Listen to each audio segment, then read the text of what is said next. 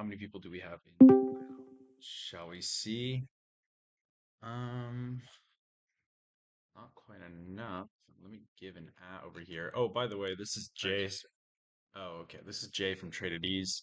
I'm here with Adam, Harry, and Whale. We're all synced up in one location, so you guys are in for quite the treat today. We're going to be giving a little bit of a speech on options trading, risk management, um, some specifics around options, the Greeks, how we can get the Greeks to work in our favor, how we can mitigate getting raped by the Greeks, as I'm sure some people may have experienced last week during FOMC, CPI, quad witching. Last week was a pretty rough week for options traders. So if you had some losses, it's honestly to be expected.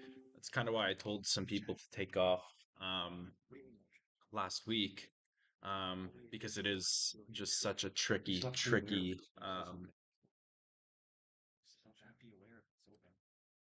thing to trade. So you guys should be able to see the deck. If you guys can just give me the okay over in member chat, just let me know that you guys can see, and we'll begin. So again, just head on over to member chat and let me know.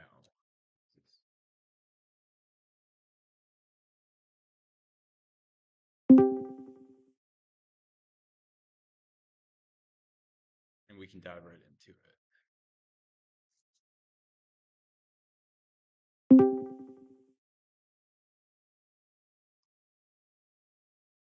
Somebody, anyone, let me know that you can hear me in member chat.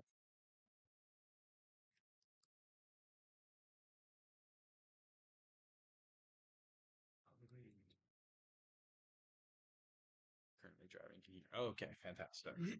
Um,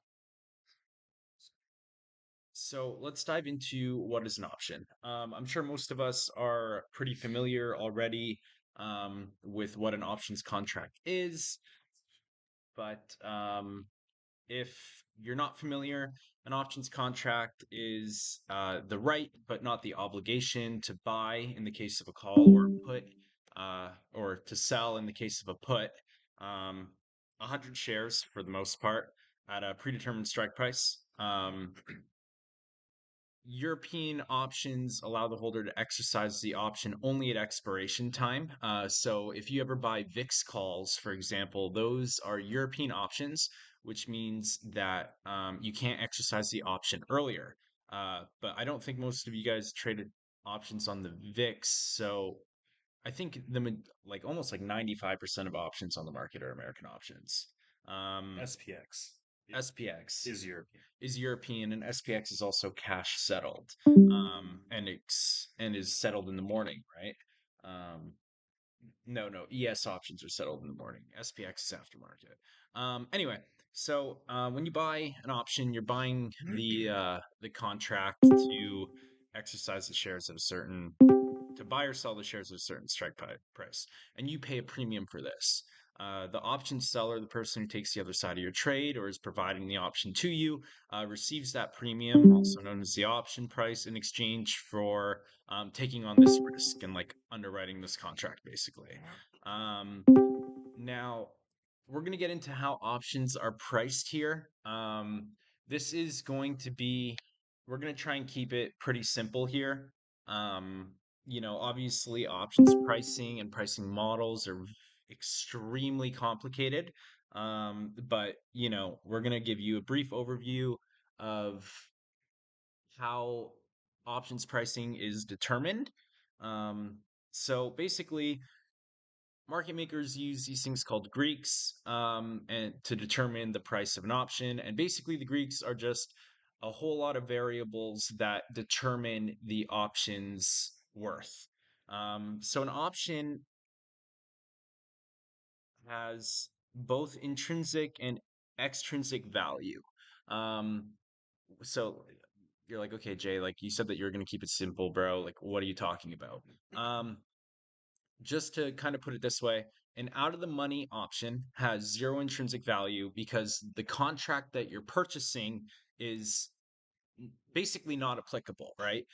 If you're buying an option and you're buying a call and you're saying, okay, I want to buy SPY at 300, right? Like you're buying the 300 SPY call.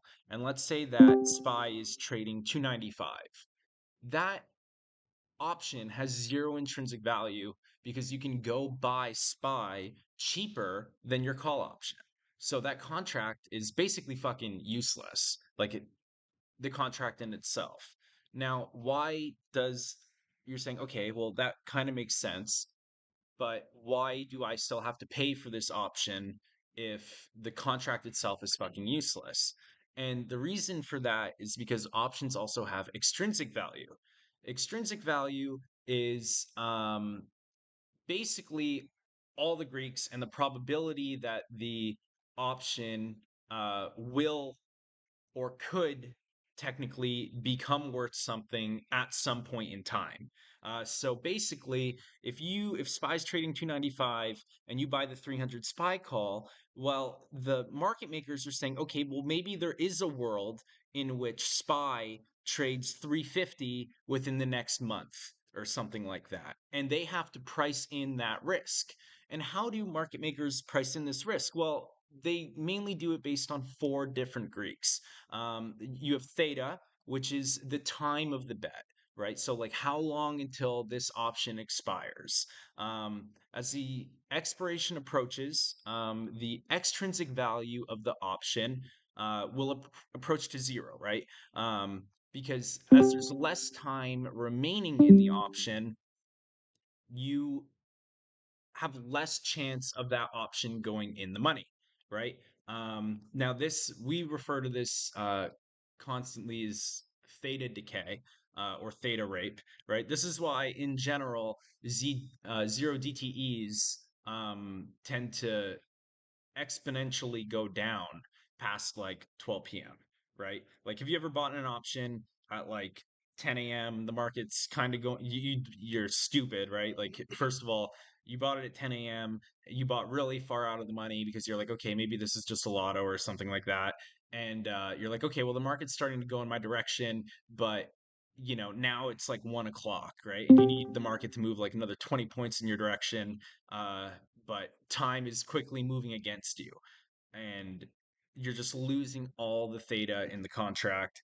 All the time's going away. So the market makers continue to price that option at less and less because they know that you don't have all the time in the world right now for this contract to become worth something, right? So that's theta. Theta is just the amount of time left in the contract. The next big one is Vega. Vega is, to put it simply, implied volatility.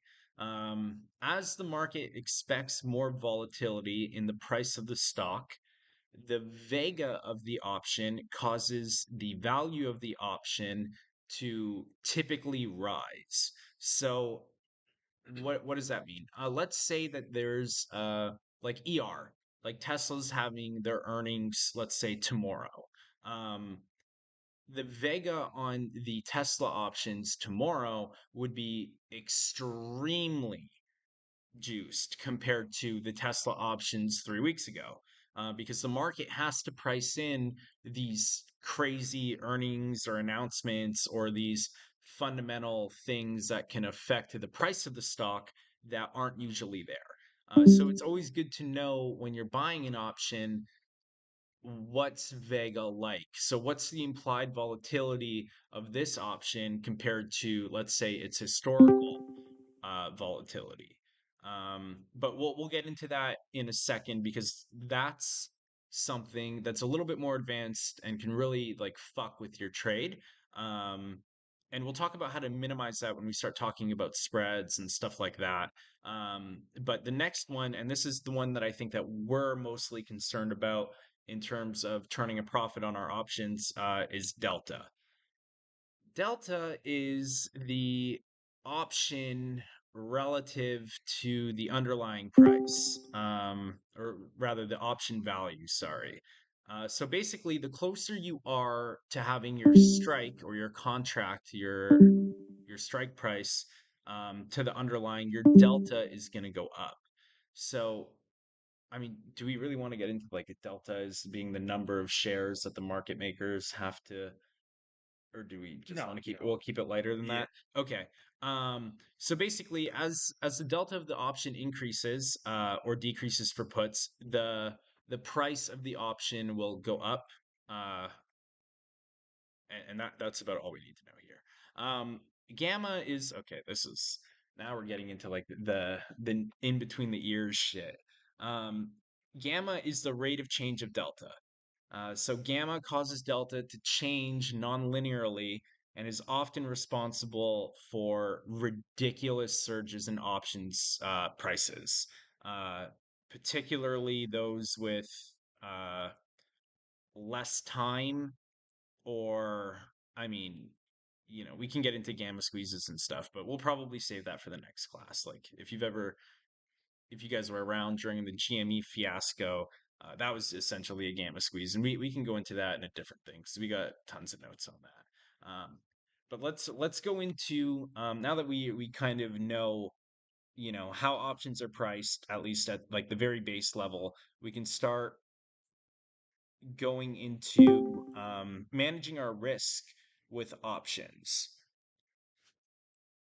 And this is probably something where most people, okay, so the good thing about an option is that unlike futures, there's a predetermined amount of money that you can lose, which is the premium of the option. So options kind of, I mean, if you let your options go to zero, options basically have, provided that you're long options and you're not short options, obviously. Um, Options basically have a built-in stop loss, right? Because you can't lose more than your premium if you're long an option. Um, so what we're interested in as day traders looking to make a living in the markets every day, we're interested in leverage and nonlinear gains from positions that we can make when the market starts moving in our direction. Um, so what we want when we are trying, like, let's say we have a long thesis and we're like, okay, man, like, I have a feeling that SPY is going to go up later because it just bounced its support or something like that. Well, and we want to take a call. I don't know how far SPY will go, okay, because I'm not God. I don't know. Um, but all I know is that I think right now there's a higher probability of it going up than it going down. Okay, so immediately we know that I want to call. Okay, well, what's my time horizon? Okay, well, let's say that my time horizon is today. So maybe I want to look at a zero DTE call. Uh, but I just have a directional bet right now, right? Like I think that the market's going to go up. So what I really want is I want to pay really close attention to the delta, because if I know that the market's going to start, or if I think rather that the market's going to start going up, then I want something where the delta would be relatively high. Obviously, not one. But as the market continues to move in my direction, I'll continue to make more and more money, right, by getting the delta up. Uh, so you can't buy an in the money option because an in the money option basically already has a delta of one. So you want to go slightly out of the money. You don't want to take something that has like a point 0.2 delta or something like that because that thing basically just only has time value, right? Because the delta is so low. So delta will like range between like zero. 0 and 1, right? Depending on if it's like way the fuck out of the money, or which would be zero delta, or way the fuck in the money, which would have a delta of 1, basically, right? We wouldn't want something with like a point 0.2 delta because then even if the market starts moving in our direction, we're not going to be getting a lot of money because the delta is like point 0.2. And that option, that point 0.2 delta option, basically just has time value, which as the option starts to expire, or rather we get closer to expiration, our option price is just going to tank. So we want something with a higher delta, maybe like point 0.6, point 0.7, maybe even point 0.8. Um, because what we want to do is get rid of our theta exposure in some degree, or at least minimize the amount of theta exposure um, that we're seeing. Um, so what we can do here is structure our trades in a way by using other options or maybe even selling an option to tailor our trade to give us the exposure that we want while limiting the exposure that we actually are fucking not interested in, right? Because like options, I mean, this is going to sound kind of messed up. Options are kind of rigged, right? Otherwise, market makers wouldn't write them, right? So what we want to do is see where we can make money and mitigate the places where we can lose money when we enter a trade. And this is where we're going to start Actually, let talking. me let me chime in with the quick example, right? So I'm sure there's been many times when you guys have bought calls during the day, betting that the market will go up. Let's say you paid $1 for them, then the market goes down, it sells off a little bit, but then eventually, it reverses and then goes up, maybe more, maybe at a higher price than when you bought the call, but your call value is still trading for less than $1, or maybe at best you break even, and you're wondering, what happened? Well, that was because you were right directionally, right? We were right in terms of delta, but we were wrong um, and got hurt on these other components of the option price, like the theta, right? It was a lot of times sort of the time decay that killed your option value. So you weren't really able to get the profit that you wanted, even though you were right on direction. So one of the things that we want to be able to do with option spread trades, like Jay was saying, is minimize our exposure to these parameters that we don't really care about. And when we're really making directional bets, we only want exposure to direction. You good? It's it. Yeah, Am I doing a good enough job for you? you're doing fantastic. You have to come in here and try and just like actually pushes his glasses up. I'm joking. He doesn't wear glasses. He's rich. He's got LASIK. Anyway, so spread trades. That's kind of where this is leading us towards. So, okay, so what's a spread trade? Well, a spread trade involves buying an option and selling a similar option, usually to reduce our risk. Like we were saying, we want to get rid of some of the nasty shit that's built into an option. So let's talk about a bull call spread. Well, a bull debit spread. I mean, but we'll just say bull call spread for now. Basically, you buy a call option, so let's say like the SPY 300 call, and you sell a call option at a higher strike price with the same expiry. So we're going to buy the 300 call for today, and we're going to sell the 302 call for today as well. Um, and a put option going the other way would be like, okay, we're going to buy the 300 put and we're going to sell the 298 put. So using, okay, so yeah, so you're like, okay, well, Jay, why the fuck would I ever do that? Well, here's the answer, right? So when you have a narrow spread or like a small difference in the strike price of the options, these options, because they're so close to each other on the chain, they share a lot of the same value, right? So those options are very similar in nature, and the slightly more out of the money option is basically just going to kind of act as not like a buffer, but it'll definitely soften the blow if you're wrong. Because let's say you buy a 300 call and you sell the 302 call, and let's say the market just starts dropping. Like it's just you're so fucking wrong. You're like ready to throw your computer out the window because you're such an idiot, right? Um, well, the good news is that because you sold the 302 call, your losses are actually substantially less than if you just bought the 300 call, like the naked 300 call, right? Because that option that you sold, you're making a profit on that one option. Um, so because that option is also losing the theta and the vega, and I mean, I guess the delta too, if the market starts really dropping.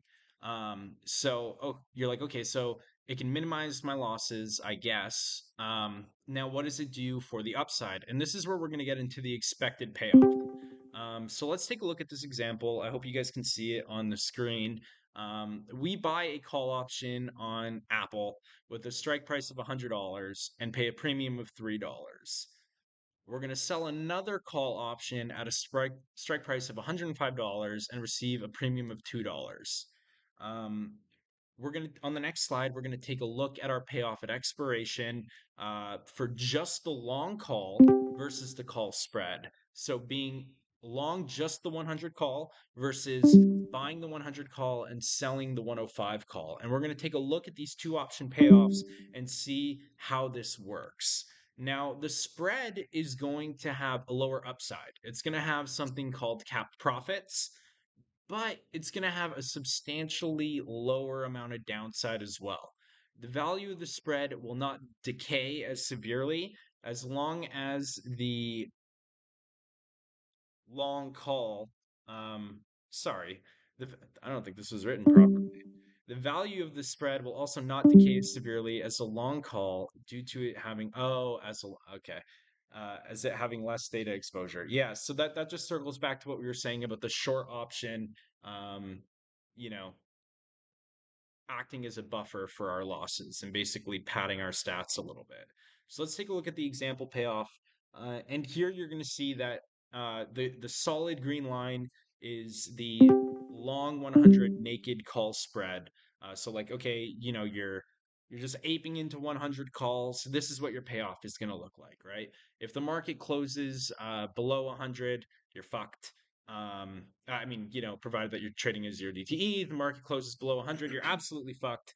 But if the market starts closing above 100, you have um, uncapped gains, right? So you're in theory, right? I mean, this is probably not going to happen to you. It can go up forever.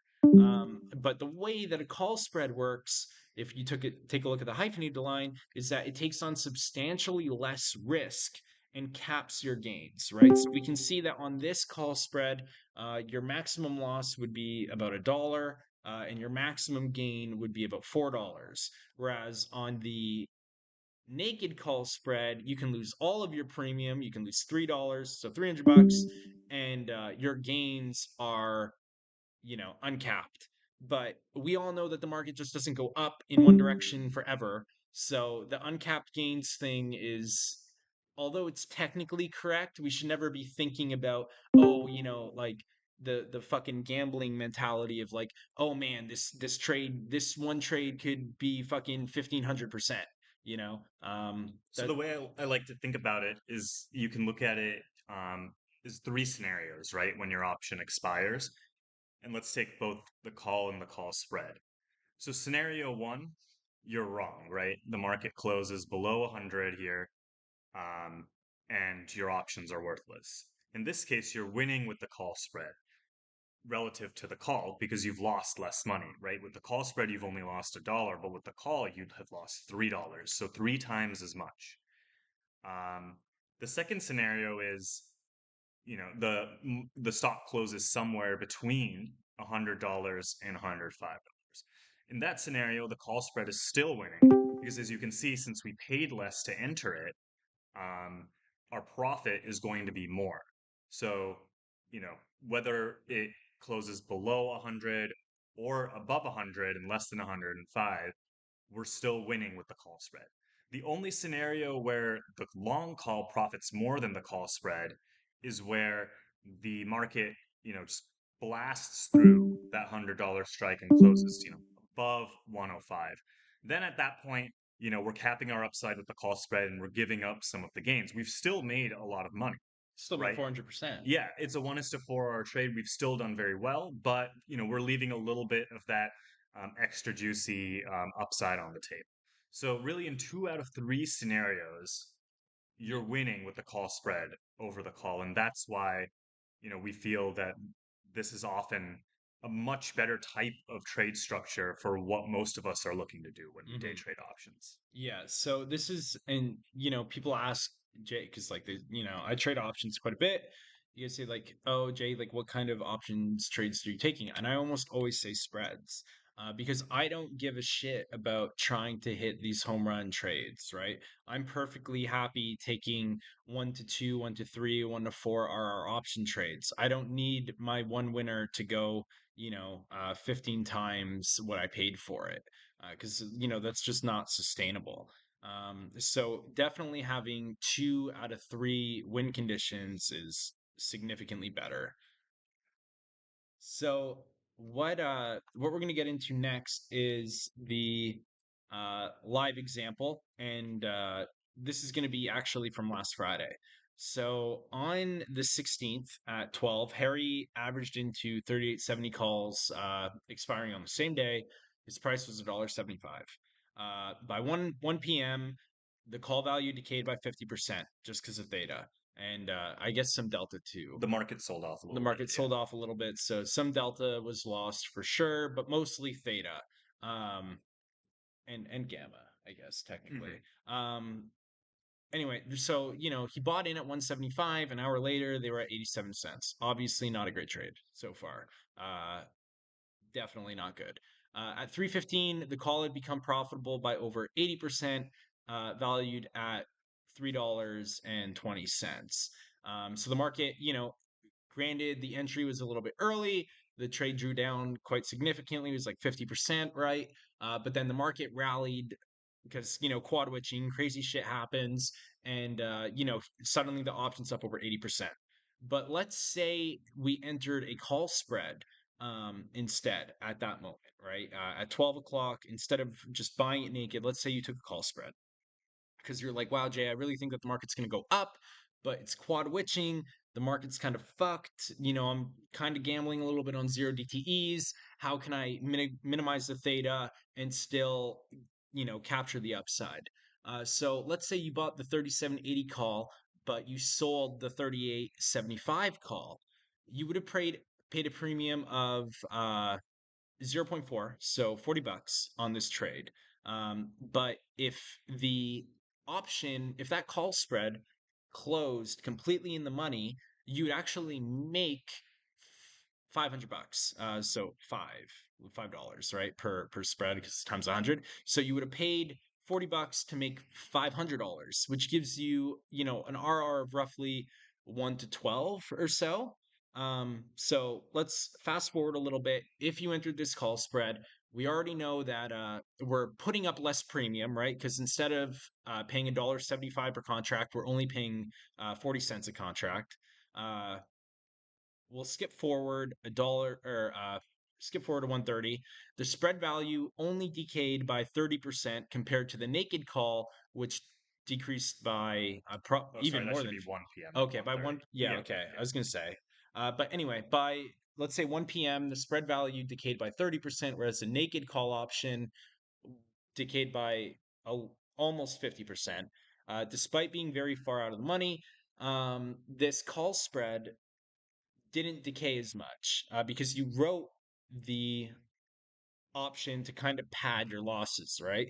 So by 315, the spread value had risen to 90 cents, which is a 125% gain. The drawdown on the call spread was lower and the return was higher. So this is definitely something that people should start incorporating into their trading. I know that, it this is the thing, man. Yo, it's like selling toilet paper. Okay. I know this is going to be like a crazy fucking example, and you're like, Jay, what the fuck are you talking about? But it's like selling toilet paper. Okay. Listen, the guy who makes that brown toilet paper is a fucking billionaire. Okay. It's not sexy. Okay. It's not sexy work trading call spreads because you don't get the like 1,500% winners. Okay. I mean, you could, but it's not likely to happen. It's not sexy. Okay. But like, do you want to be sexy, bro? Or do you want to make fucking money? Right. So call spreads, albeit being completely unattractive and unsexy, and like, no girl's gonna like be like, wow, man, you made, 120% on your option instead of 1,500%. But these small gains and the built-in risk management that an option spread gives you is going to keep you in the game for far longer. Um, so this is just something that I hope after this talk that people will at least consider taking a look at and implementing into their own trading because this is mostly how I trade. Now, this isn't the only kind of spread that exists.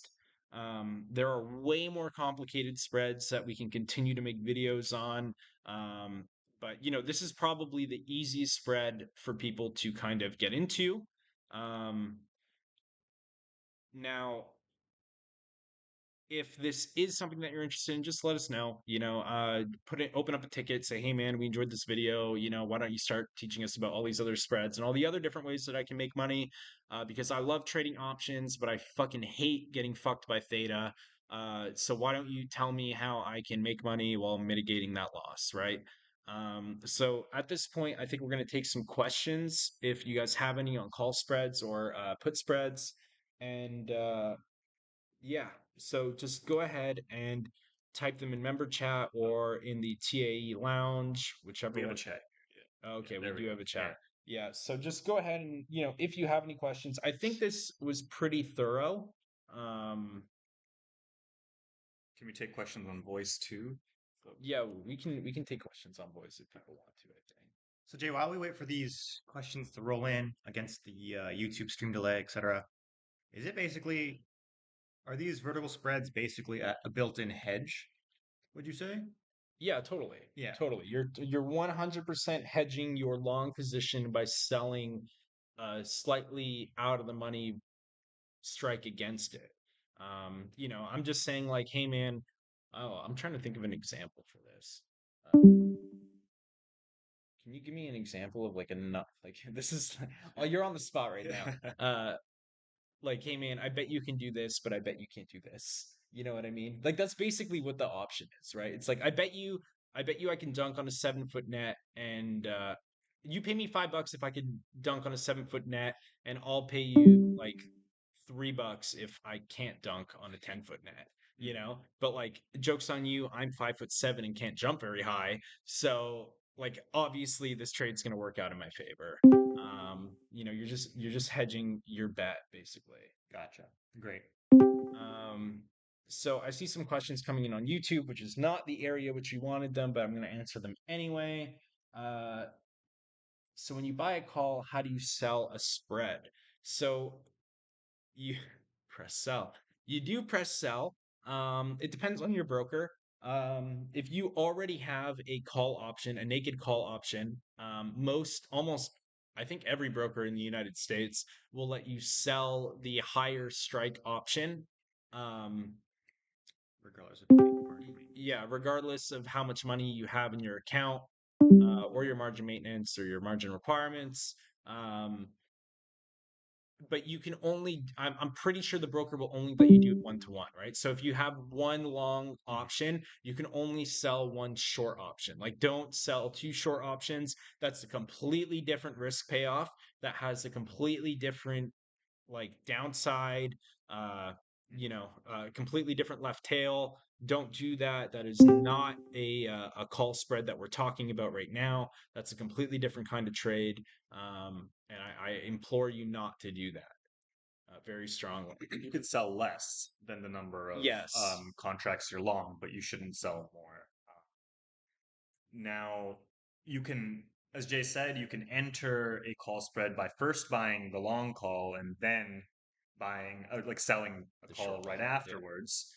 The easier way to do it is most brokers will actually allow you to select the trade type as a option spread trade, and then you can select the exact option you want to buy, the one you want to sell, and enter it at the same time. So the order will only fill if both legs of that trade fill Yeah. at the price If that you you want if you use Thinkorswim has a really intuitive option like spread entry system. So does IBKR. IBKR is like stupid simple.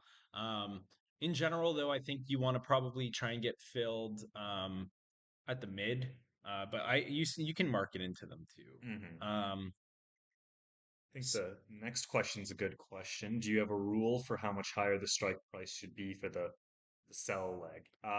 Yes, generally it depends on what you're trying to do. But in the example that, or the scenario that we've been talking about, right, where you want to sort of maintain your some exposure to delta, but get rid of the time component in terms of theta, you probably want the spreads to be narrower because the theta value on the call your long and short will be closer together the closer the strikes are.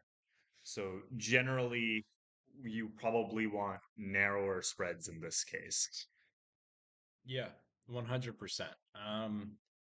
I it also, so like 100% exactly what Wales said. But if you are like, if you're absolutely certain, okay, like like, I don't know how you could possibly be 100% certain, but let's just say, you just feel it in your gut for sure that the market's going to go above 4,000, but there's no fucking way in hell this market's going above 4050. Like, I don't know how you know this, but you're God. Right now, you're a God. You know for a fact that and like you can tell the future. You know for sure that the market's not going to go above 4050. You can buy the 4,000 call and sell the 4050 call, right? That is one way to that's actually the optimal trade. That is the single best trade in the entire world that you could make if you are right.